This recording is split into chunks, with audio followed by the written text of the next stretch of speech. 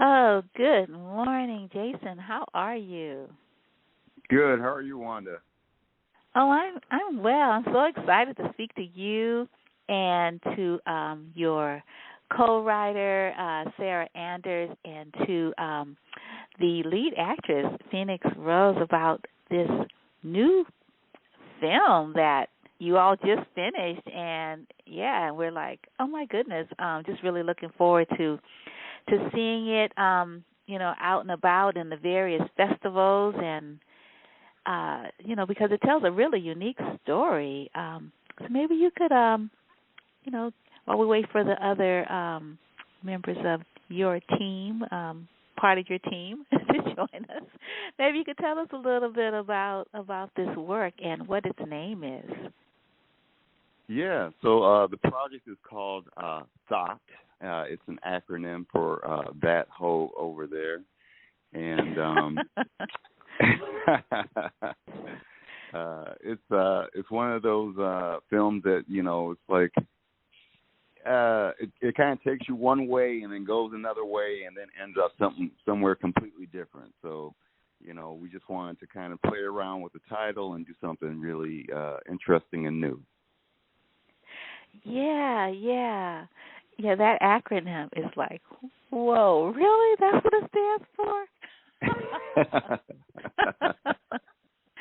Yeah, and wow, your team is just star studded. Oh my goodness. And it's a short film. However, I think you said, what is it, 7 or 8 minutes? You just tell a few stories in a real small Yeah. length of time, but so thoroughly. I'm sure you're going to probably get a lot of accolades because you're kind of externalizing you and the co-writer, Sarah, maybe some things that people are thinking, but not out loud. Yeah. Yeah, and I'm glad that you said some accolades because we just got admitted to the a film festival last night. So this is a new development. Nice. I put it in for the screenplay, and we were officially selected to the Florida International Florida Screenplay Challenge. So that's a big excitement for the project, and hopefully there's going to be some more coming soon. But getting back to the title and the context of the film. We took something that thought that's very popular in the lexicon of black and brown culture, and we kind of flipped it on its head, and we want to tell a story about a new age love story, and how things kind of get misconstrued in our social media age. Yeah. I was just sort of thinking about the whole thing around sheltering in place and love in a pandemic. What does that look like? Had you thought about that? Was this film in production before the pandemic, or did it happen during the pandemic insofar as the writing? So that's a great question. We actually wrote this film probably about a year ago. My guy, Kareem Gedra, he had kind of an idea. He works in the barbershop, and he kind of is a witness to like a lot of the chatter that goes on in the barbershop. And, he's an aspiring filmmaker. So, one day after, finishing up a former project of mine, we were just kind of talking, and he was just like, yo, Jay, I really want to get into this film industry, and I have a lot of ideas. And we started just talking about, just in general, generic ideas that he had. And he told me about, how people in barbershop really talk about, this and that, and sometimes it involves women, and sometimes it involves men, and it's good, it's bad, and, everything in between. So we went out, had a meal, and just started writing down some notes. And it sat like that for a long time, probably about a year. And then that's when Sarah Anders, the other co-writer, came on, and we all linked up one night and kind of had a writing session, and we revisited this idea. And at the end of that night, we had a 6 or 7 page draft of what would eventually become T.H.O.T. Mm-hmm. Wow, that is pretty amazing. Wow. Yeah, it's this film stuff is it starts, it stops, and it continues. You never know where it's going to go. Mm-hmm. Right. Yeah. Let me tell our audience a little bit about you. Besides being the director and co-writer and producer of this film, you are a filmmaker from the Chicagoland area, and it's so interesting. Our first guest this morning, Senna, is in Chicago. You attended Eastern Illinois University and studied radio, television, and film in the communications department. After college, you landed a job with legendary filmmaker Francis Ford Coppola and worked as his prop master on Coppola's traveling stage performance, Wine, Daydreams, and Memories. Since then, you have continued your film journey by working on projects for Discovery, Facebook, Netflix, and other outlets. To date, your own personal films have been selected to over 40 film festivals and winning several times. So you don't, in this very, very brief bio, you don't tell us about any of your films, so other films. So drop us some names out and tell us where we can look at them. Yeah, so if you Google Jayson Johnson, and Jayson is spelled Jayson, my film page will show up, and I'm housing all of my previous films that I've done on my film page, and some of those are, dating way back to when I didn't know anything about filmmaking. The first film I made was called Black Rogers. It was a blaxploitation off of Buck Rogers, I don't know when that show came out, 70s or 80s. But I made a blaxploitation off of that. I made a drama called Redress. It deals about the alt-right and how Black America fits in that. I did a film about suicide prevention called Lifeline. And then I also did a film about people that talk to inanimate objects called All Who Are Weary.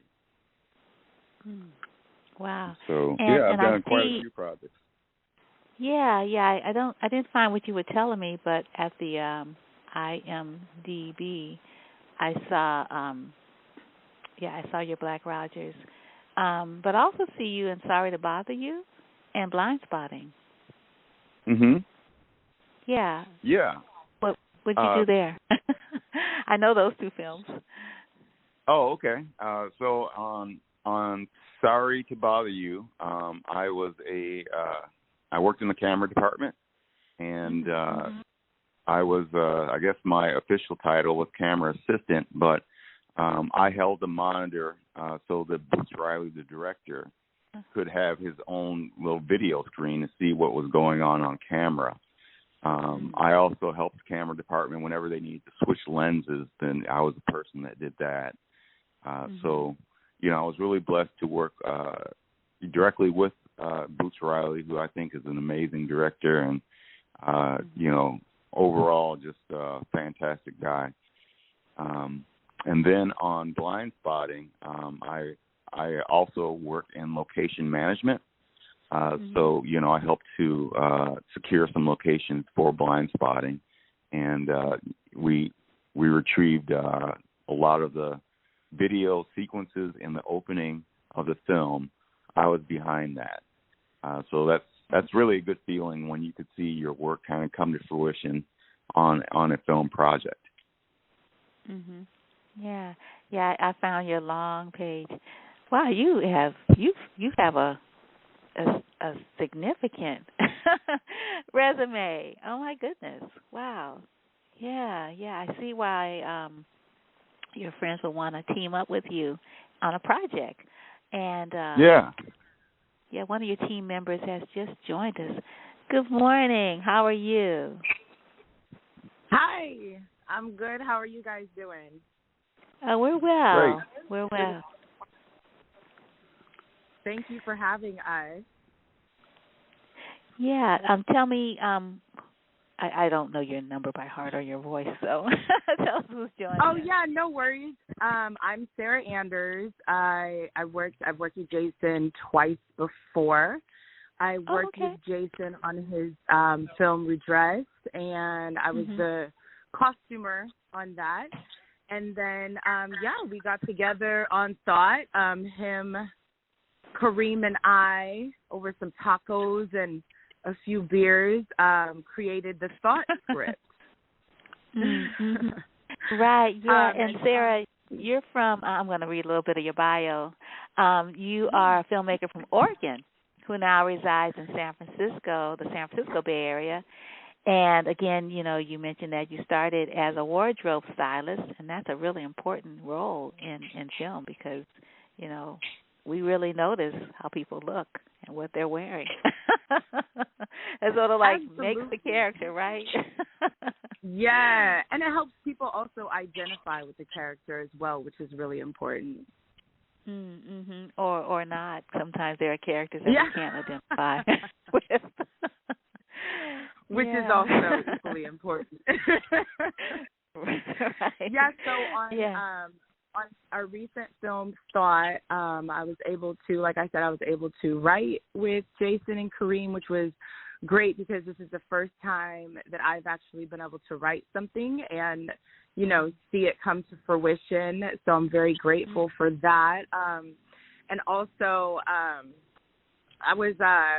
helped produce it, cast it. I was the first assistant director on it.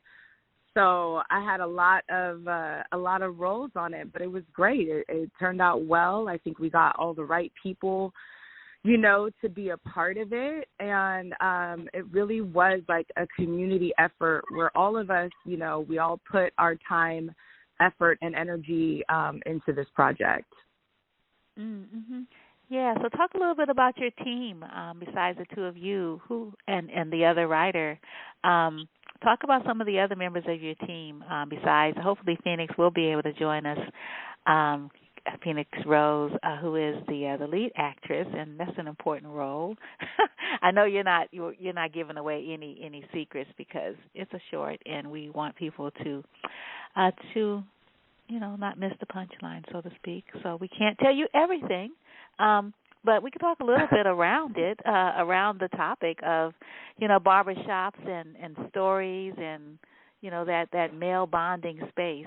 And, and so, Sara, you're like writing a story about this male bonding space. I know sometimes there are women in barbershops. I don't know if that sort of messes up the kind of stories that men tell. Does it, Jayson? When there's a woman in the barbershop, does that kind of like you all have to watch your language, or what happens? Does she become one of the boys? Like, what happens in those spaces when there's a woman in there? I heard Jayson could probably tell you how the climate changes, because usually when I walk in, the climate has already changed. I'll say that it may get dialed down a little bit, but what's interesting, Wanda, is we had a actress who is actually a real life bartender. I'm sorry, a barber that was in the film, and she's actually not just a barber, but she's a fantastic barber. Her name is Vice Cutter, and when we were on set and filming, it was really amazing to me how easily she just fit in. So it didn't really, to me, it didn't really feel like a gender type of a thing. It just felt like a person that belonged there. So I will say that sometimes, when it's like a guy-dominated thing or even a girl-dominated thing, I think that, the energy is different. But when we were filming, I felt like it felt very authentic, and it felt just like a barbershop. And it didn't matter if there were females there or males there or what have you. Mm-hmm. Yeah, 100%. And I think it too, being that I was able to cast this, pretty much like 90% of the cast, I was able to call on people that I had already worked with. And it's interesting as a writer, you kind of have like these thoughts and these ideas of these people, right, that you've already worked with when you're writing or when you're reading a script. And I feel like everything that we cast that I had previously worked with, you know, on set was just perfection, how everybody just fit the roles, because we really wanted this to be a very authentic story. Like that was the goal. And we got some really authentic people to play these roles in which they weren't so far outside of themselves.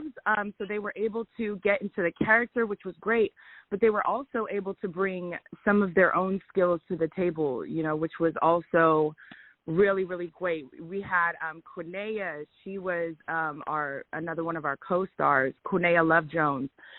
She was supporting for Phoenix, and Quinea Love Jones had done support for me as an actress in the film 100 Blocks. So I knew that she would be great at a supporting role, which is actually kind of hard to find. You know, we had Adrian Marcel as our lead man, and he's just amazing when he comes to the table, and, you know, Phoenix, and then we had Arion, and, you know, like he said, Victoria Vice Cutter, she works at Beast Mode Barbershop, you know, that's Marshawn Lynch's shop in Oakland. And so it was really great to be able to see them, you know, and give them these unique opportunities to shine as well. And they brought it when it came to the characters. Like, they really made these characters come to life. Wouldn't you say, Jayson?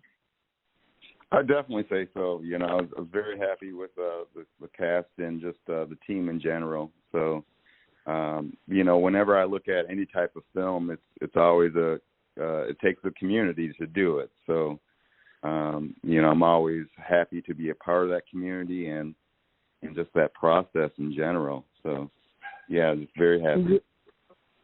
And I don't know if Jayson is being modest or if he told you, but Jayson was actually also one of the executive producers on this film. And so, you know, without that, we can't make our films, right, without the money. So that's also really important. I think another great thing about this specifically and what I do as a producer is we make sure that we have Black and brown and minority faces represented. This was an all-minority crew in front of and behind the camera, which is kind of unheard of and is a very different thing. You know, we made sure that when we did catering and everything that we did our best to support minority-owned businesses, local businesses. And I think as a producer, you know, that's my give back to the community, to make sure that, you know, when we are filming, we're hiring people that are Black and brown and minorities in places behind the set, in front of the camera, but also to support our community businesses. And I think when it comes to Jay, Kareem, and I, we all felt that was very important. And it was really great to put a spotlight on Vallejo and kind of show, like, all the beautiful places and things that Vallejo has to offer, which is great because Kareem and I reside in Vallejo. So that was also, you know, everybody talks about the Bay, but very few people talk about Vallejo. Oh, people talk about Vallejo. Vallejo used to be Antioch before Antioch was Antioch. Antioch was farmland, and people would go to Vallejo to move on up. Oh. And yeah, I don't know if you all were living in the Bay at that time, but yeah, Vallejo was the spot, and now it's not. Right. But I remember when that's where you went. You didn't have to go like all the way to Fairfield or all the way to Antioch. You just went to Vallejo, and that was like moving on up. You know, you get a house. You know, you could live in the suburbs, but you're around Black people. Right. It wasn't all Black at that time, but now it is. Yeah. Well, it's interesting that Vallejo is actually, I think 2 or 3 years ago, it's the #1 most diverse city in the entire nation, which a lot of people, you know, don't realize. I think Vallejo is, you know, when you see the sign coming into Vallejo, it says a city of opportunity. And I just, that's just how I've always seen it. Yeah. Mm-hmm. Yeah. Yeah, but you know, way back when, you know,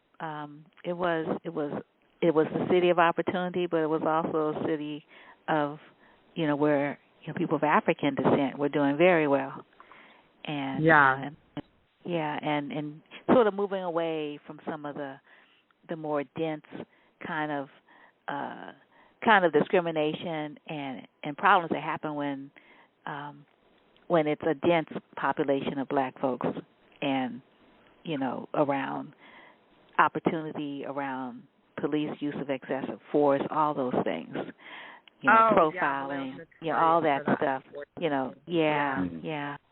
Oh wow, that's great. So it's shot in Vallejo. Okay, nice. Do you wanna talk a little bit more about your cast, or if you kind of because I was noticing, I hope Phoenix joins us, because I think I've had Phoenix on my radio show before. I think she was in a production called Race at the San Francisco, what's the name of the theater? I can't think of the name of the theater, but it was last year, and it was a virtual production of the play, and she played the lead in that particular play, one of the female lead, the only woman lead in that particular production. I'm like, oh, it's so nice to talk to her again. But I was wondering, did you want to speak about any others? But I was noticing, Sara, that your and Jayson's paths have crossed, because in projects. Not Ant-Man and the Wasp necessarily, but us, that film, the scary film. Really? I want to go back to that. Let's bracket that for a second. Oh man, I cannot watch that film ever again. It was too scary. I don't think I can watch the other one again either. Get Out. Yeah, those films are the kind oh, this is too real. This is too probable. Oh my gosh. Anyway, and I guess that's what you want to do in film, sort of put us in the space, because even if it's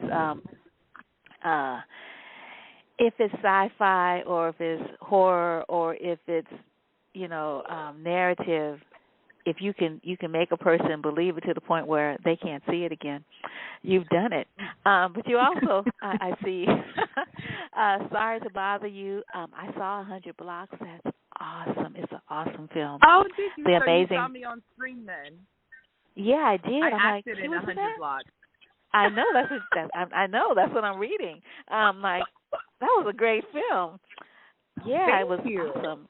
Yeah, I hope it's available. I hope some of these things that you all have done, both you, Sara and Jayson, I hope some of these films are available. 100 Blocks is on Amazon right now, so. Oh, that's really? exciting. Oh, super. Yeah. Okay, great. Yeah, Jayson, are any of yours on Amazon? There's some projects that I've produced on Amazon. I want to say Neighbor is on Amazon. And oh, nice. Okay. I got to look at what I've done. Sometimes I just forget. You've done a heck of a lot. You can't forget. So it's too much to hold in your mind. You've done a lot. Yeah. You have done a lot. There's a lot of the films that I've worked on. I'm lucky that they had a theatrical release, so that's cool. And a lot of these films, although I don't really list it, they always ask me to be in the films, and I'm always like an extra or something. So if you look really hard in Sorry to Bother You, you'll see me in that film. And where are you in Sorry to Bother You? Where are you? I'm so what scene? The scene when he comes out of the bar, I'm wearing like this big yellow raincoat, and I get probably good 3 or 4 seconds of screen time, and I'm just like, that was something that I didn't plan. It's just something that they said, hey, and said, can you step in here? So yeah, I'm in that, and okay. Let's see here. And a lot of people don't know this, but I started as an actor, and I was I would go to audition after audition, and the actor's journey is very difficult because there's a lot of times that you won't get selected in between the times that you do get selected. So I was kind of frustrated with that, and I wanted to originally up my chances of getting on screen. So that's when I started to write things, and I would always put myself into the mix so that I could always have a guaranteed spot. But as I got better at making films, then I said that there's better actors than me that can, perform the job. So that's kind of how that came to be. But, you can see, getting back to your question, I think you can see La Mission. I worked on that as a talent, Blind Spotting, Sorry to Bother You. And then if you go to all the Discovery things, such as I Almost Got Away with the Wisest Knives, I've done a significant amount of producing on those shows, and those are on Discovery and or online as well. Nice, yeah. Yeah, I was thinking we could go back to, sort of the, sort of representation in the industry, and how I'm not seeing myself, or I'm seeing myself, but they're not seeing me. So I have to let me just write it myself and put myself in it, put people in it. Let me tell my own stories. That is so true. The entrepreneur, artist, and really happy, Jayson and Sara, that you all are, doing this, because otherwise, will we ever see, this kind of a piece? Probably not. No. And you might see it, but you won't see it in a real way, right? You won't see it in the lens of which we can give, which is, our experiences. It's funny, when we were writing this, I feel like definitely put myself into that lead character, right? I've definitely felt like her before, where I'm in love one day and not the next day based on how I'm treated. You know what I mean? So I think that when it's so important to have these, authentic stories. Kareem is a barber, so Kareem came up with this entire idea, and Jayson and I, and, we all got together and we were able to put it on paper. But yeah, it's a different feel when it's spoken from the person who actually has been there and has done that, right? Has had these experiences. And yeah, this thought is so great, because it's not just about the male's perspective. It's not just about the female's perspective. We showcase kind of both, and how, men and women, you can have people around you cheerleading you into one way, or you can have people around you kind of hating on you and trying to steer you in another direction as well, just based on their own perspective and where they're at, right? So, there's a lot of very deep hidden gems in thought that we all worked on really well. There's a lot of messages in there about women and sexuality, and when's the last time you've seen a big, beautiful black man be seen as vulnerable? And it's little things like that that are very important. We don't get to see our big, beautiful black men be vulnerable in moments on camera. They're not allowed. And so we allowed that space, and we got the perfect actors. And, to some people, this may just be a little short film. It's entertaining. But, for those of us that watch this with a different perspective, it's a lot deeper than that, right? Yeah. Yeah, I was just thinking, I don't know, when I read the synopsis, I was just thinking some of the themes that are running through here are, misogyny, objectification of women, and also sort of the different standards of women. Like a guy can have, he doesn't have to be, well, he doesn't have to be a Madonna. And I don't know if there's a male equivalent to Madonna, but the Madonna, the woman on the pedestal that is pure and holy, and just, and only God has access. and she bears gods, right? Or the God. And no disrespect for people who are Christian, and this is the Lent season, so people are fasting, and the resurrection is coming up in a week. Yeah, in a week or two. Yeah. But anyway, but that whole idea, and speaking of resurrection, sort of being reborn. But who has the right to judge anybody? But the whole idea that women, their sexuality is bracketed and owned by society. And if you express yourself sexually, and we're all sexual beings. There's nothing wrong with being a sexual person because that's a part of who we are. Pleasure, all that stuff. And then, okay, now I want to get married. I want to commit. So who's around that meets that particular expectation? Not thinking, well, do I meet that expectation? Right. Yeah. Mm-hmm. No, 100,000%. That's and I think the great Jayson is really the writer. As far as format and all this goes, Jayson was definitely the lead on this and writing this story.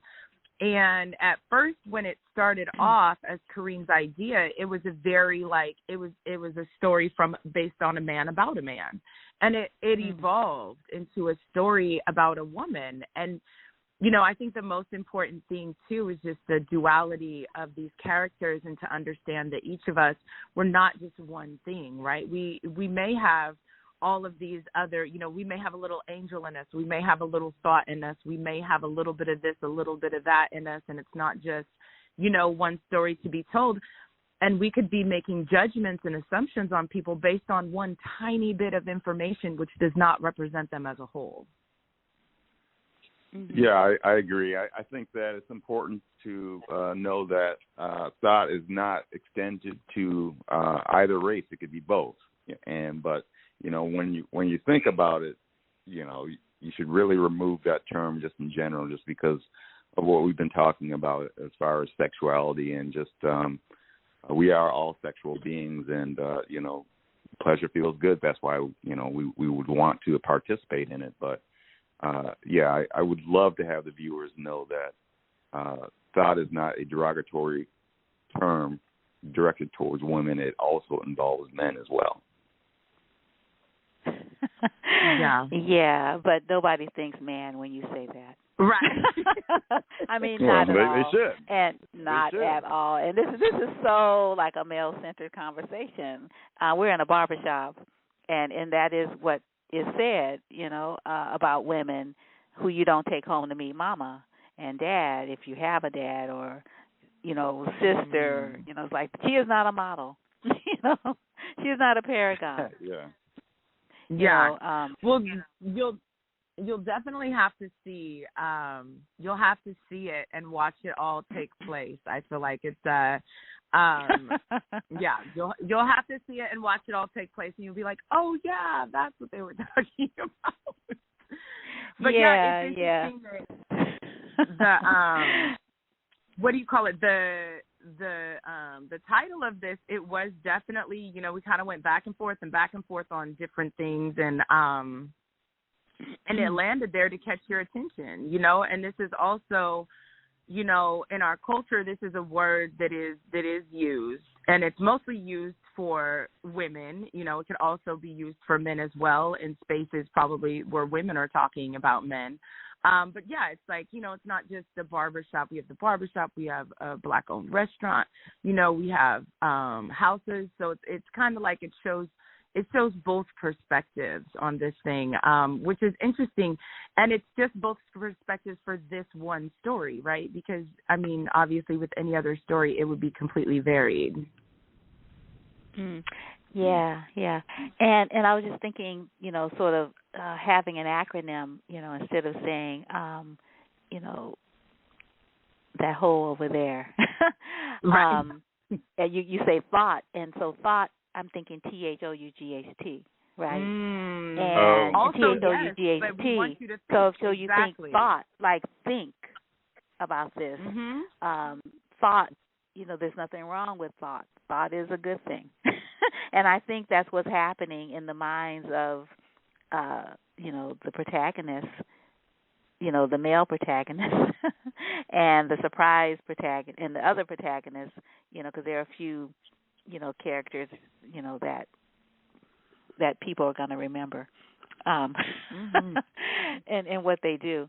And so, yeah, I think your acronym is, because I didn't know how to pronounce it. When you said it, I was like, oh, that's why they named it that, because it makes us think, like how our thoughts shape our behavior and the outcome. You can miss out if you have the wrong thought, right? That's true. Yeah. Yeah. Oh, and people are just so mystified, I'm sure, listening to this conversation we're having. I hope so. I hope everyone goes out and gets more information about this film. We're on social media at #T.H.O.T film, and you can find some more information about this film. Yeah. Absolutely. Yes. Any closing thoughts? Literally, I was just thinking about. I was, one of your members of the cast is Adrian Marcel, who has a lot of really thought-provoking music videos. He's like, he doesn't release songs. He releases little vignettes. And I was looking at a few of them because I wanted to play one of them, and I was like, oh man, language. But he's like, he does all these love ballads and a couple that I was really interested in. I think I shared in an email with you, Jason. Like, oh man, darn.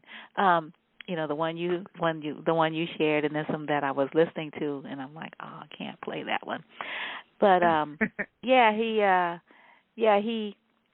he sings a lot about sort of being attracted to beautiful women and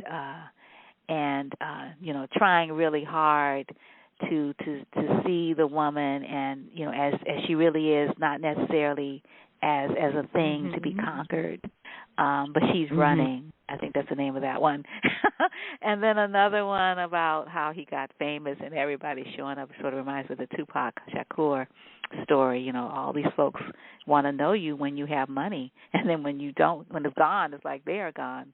But he's doing really well, and he's like, sort of like, who are my real friends? And I was just sort of thinking, just along the sort of this particular film being maybe a part of like the hip hop kind of genre of art, sort of looking at, sort of some of the art that came out of that particular period of when it was the main form of art, the art form, and then sort of looking at, because with Boots, he's a part, he's in that genre of art, sort of kind of like using hip hop culture to sort of speak truth, and I was just thinking, sort of where would you place thought in sort of the type of legacy of art that you all are pulling on in this creation as directors and co-writers, as director and co-writers. Go ahead, Sarah. Yeah, I feel like, I asked John Singleton this question. I was like, as a Black filmmaker, how do you tell a true story and not perpetuate the stereotype, right? And I think that that's like what we're all trying to do. And it was interesting because he didn't actually answer the question, Roland Martin did. And in Roland Martin's way of answering questions, where he says, well, do you have good characters and do you have bad characters? Well, then there you go, and that's it, right? And I think for me, every time I make a story about a minority or we show stories about minorities, it just opens up the scope of how people have boxed us in, right? Especially for Black people, we're in this box. Black is seen as this singular thing. And I think the more stories that we write and create with as many different characters, good, bad, ugly, and all of the above, it sort of diversifies that stereotype and that story for people who literally do not have, minorities or Black and brown people in their lives. So I think this piece, and every piece that I feel like I've been able to be a part of is the culture piece, right? Because even just the word thought, it's a reflection of, our times today. We also have, we had Adrian Marcel, we have Phoenix, we have Don P. All of these people are artists. These are all musically inclined artists. So I think we're definitely at a point in time in which it's great to marry art and film together, because you can't have one without the other, right? Like, we both kind of rely on each other. But I think for me, specifically, this was, about culture. It was about the Bay Area culture specifically. We wanted to make this, an ode to the Bay and to the representation there. But yeah, I mean, I hope that people are able to see things through a different scope, and they're able to broaden a narrow perspective. That's what I feel like my art is always here to do, or our art together, right? And it's all about community as well. And we literally had our entire community pour themselves into this, and when you have that, and you have that love, especially, all the guys behind the camera and everything, that we just poured our love into this. And when you have that, I feel like those are the types of shows or films that last a lifetime. You can continue to watch it and continue to get more and more out of it. Like I was saying, this is a short film. It'll seem very surface, but the more that you watch it, kind of like Us or those other movies, the more that you can get out of it and understand, it's not always so simple. Yeah. So sorry, guys, I know what was your role in Us? Sarah, what did you do in Us? Were you behind the camera, in front of the camera? What were you doing? So I was lucky enough to be on actually the reshoot for Us. So the very last scene where you have everybody in the mountainside and in the hillside, I did that. So I was a production assistant on that, which was great actually, because it was a tiny crew.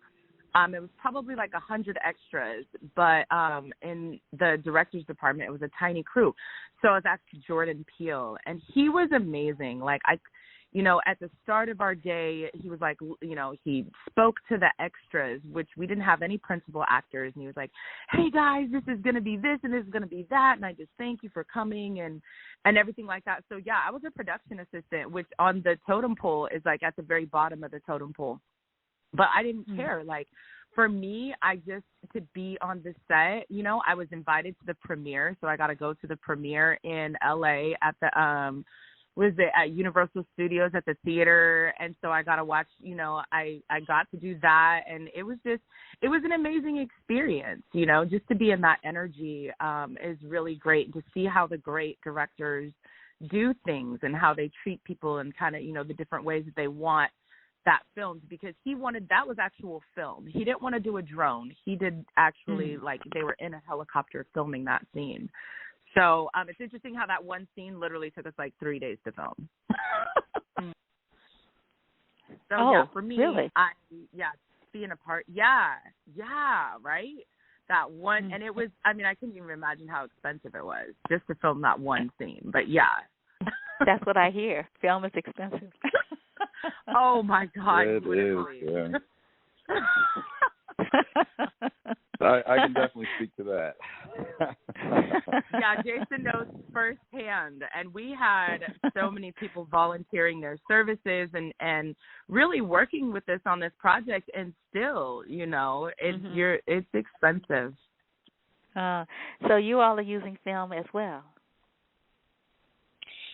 We didn't use the medium film per se, but I guess we're just talking about it in the collective sense. But you'd be surprised how many once the film is once the actors show up and you film and you say that's a wrap, then, really that's the start of the marathon. Because, all these other departments have to get their hands onto the film with, the editor and then the sound mixer, the composer, the color correction, the final packaging, the script roll, and, I'm leaving out a whole bunch of stuff. So, it's like all that stuff collectively is part of packaging the film, and we haven't even talked about film festivals and, the costs associated with that. So by the time, a film is finished, you could have easily bought in the car. Okay, so we're talking whether it's film or digital, there's still a lot of costs involved in the process of making a movie. Yes. Yeah. 100%. Absolutely. If you think about it, just the sound guy, like just for the sound person, a day rate of a sound person is anywhere between $750 and $850 for one day. That's just the sound. Okay. There's a little perspective for you. Yeah, that's a great perspective. Yeah, sound is important in film unless it's a silent film. Oh yeah. I think I'm gonna make a silent film next film. Yeah, because I know right now you all are in that process of the scoring and I guess the color correction and all of that. That's all Jayson. He's doing all the post-production, producing. I'm actually on production of another project that I'm doing. But, yeah, he's handling all of that. All of that. I couldn't even I was like, oh, my gosh, post-production producing, that's a whole lot of. Wow, nice.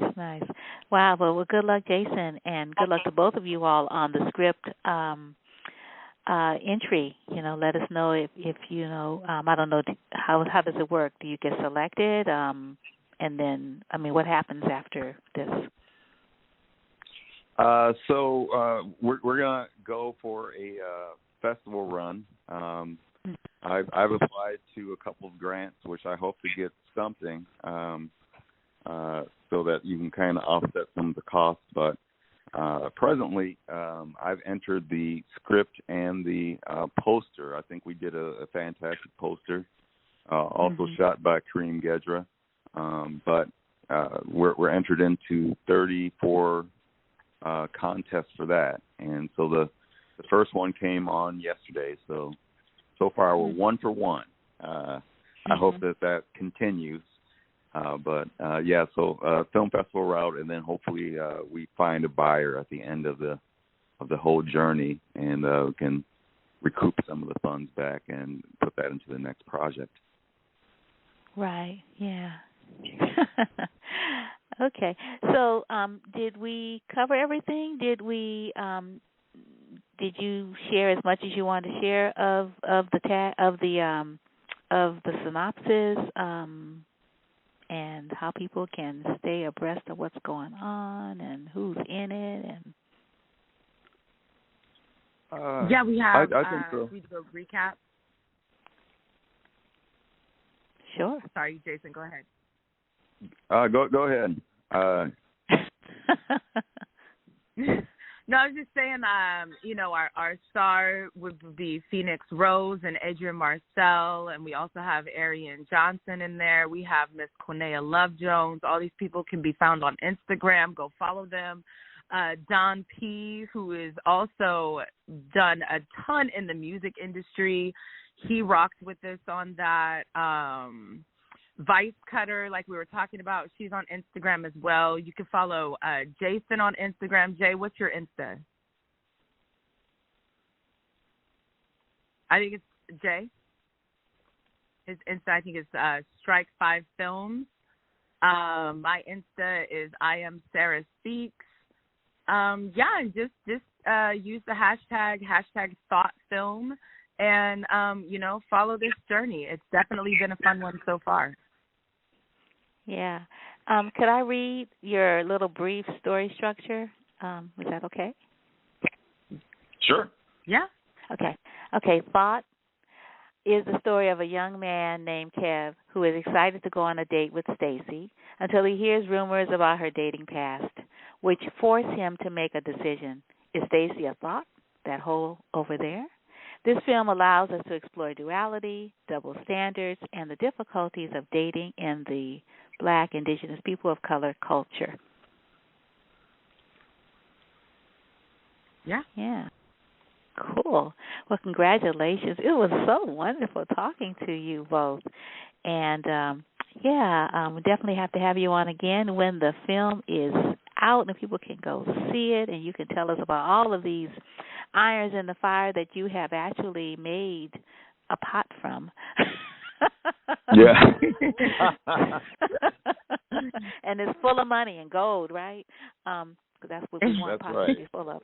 Yeah, all that good stuff that spins well, like real money, not paper. Absolutely. Well, you all take really good care. Be safe. Hope you all stay well, and looking forward to watching some of these films that you all have already completed that are now in circulation. And please stay in touch and let me know how I can help you all. Get the word out about where you all are going to be screening thought. When that is happening. Oh yeah. Absolutely. Okay. Thank you so much for having us. We really appreciate it. Oh, you're quite welcome. You take good care. You too, Wanda. Okay, Thank you so much for having us on. Oh, you're welcome. All right, now. Right. Bye. Bye-bye. So, particular theater that Phoenix Rose was performed as the lead actress in Race early last year was Recovery Theater. Yeah, it came to me after the fact. So we're going to let this be it because I think we've had a wonderful show, and I definitely want you to have an opportunity to sort of reflect on, sort of our guests this morning, which were simply fabulous. And definitely you want to make sure that you go to the website for Cine and check out what's going on at the Oromo Legacy Leadership and Advocacy Association about what's happening right now in Ethiopia surrounding human rights for Oromo people and advocates, and then you definitely want to make sure that you don't miss the special tribute to Ronnie Goodman at PS1 New York Museum of Modern Art. And all you need to do is just go to the website to register. It's a virtual event and it's free. And they also have recordings of some of the previous programs that started last year around this time. So,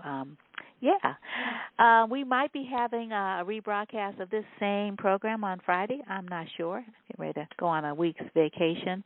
So we're going to be replaying some of our programs from the past, since 2008, probably a little more current than that, but we've had some really wonderful conversations in the history and the duration of this particular program, and really appreciate all of your support over these years. And if you ever want to support in other kinds of ways, please make sure you let us know, because we're always open to support to help get the word out and definitely to get more listeners. So you take good care. Remember to check out wandaspicks.com for all of the events, particularly those for those people who are interested in things that are happening that touch the lives of people of African descent, and work that looks at art for social change and art for justice. Peace and blessings.